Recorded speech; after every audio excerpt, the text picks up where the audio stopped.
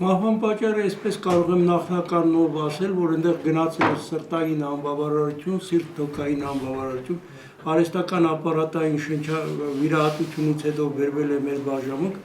գտնվել է արհեստական ապարատային շնչառության տակ եւ այդպես էլ այնտեղ շնչառությունը չկարգավորվեց եւ եղավ սրտի կանգ, այսինքն սիրտ-անոթային համակարգի սուր անբավարարություն, այդ պատճառով էլ նա մահացել է։ Վերվել է մեր հիվանդանոց օղակված ճողվածք դիագնոզով, իսկ դա այն ժամանակ, որ աղին նա ունեցել է աղի ոլորում, այդ իսկ պատճառով վիրահատվել է։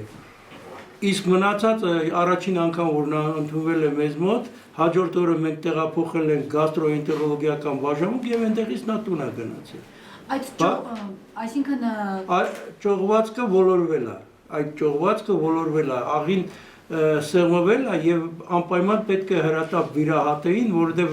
եթե այդպես լիներ աղին կմեռուկանար։ Շնչառությունը իր խանգարված էր, միացված էր արհեստական ապարատային շնչառության, ուստի մենք նրան քննարկում ենք, որպեսզի նա չխանգարի արհեստական ապարատային շնչառությանը, նա չէ, այդպես էլ մենք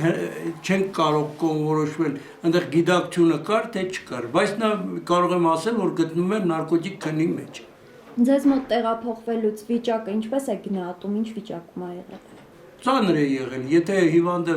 այսինքն բոլոր հիվանդներն էլ, որ վիրահատվում են, գալիս են վերակենդանացման բաժանմունք, ծանր դեպքերում։ Իսկ այս ժամանակ, քանի որ արհեստական ապարատային շնչառության կարիք կար, անպայման պետք է տեղափոխվեր մեզ մոտ։ Գիտակցության չգալով է մահացել։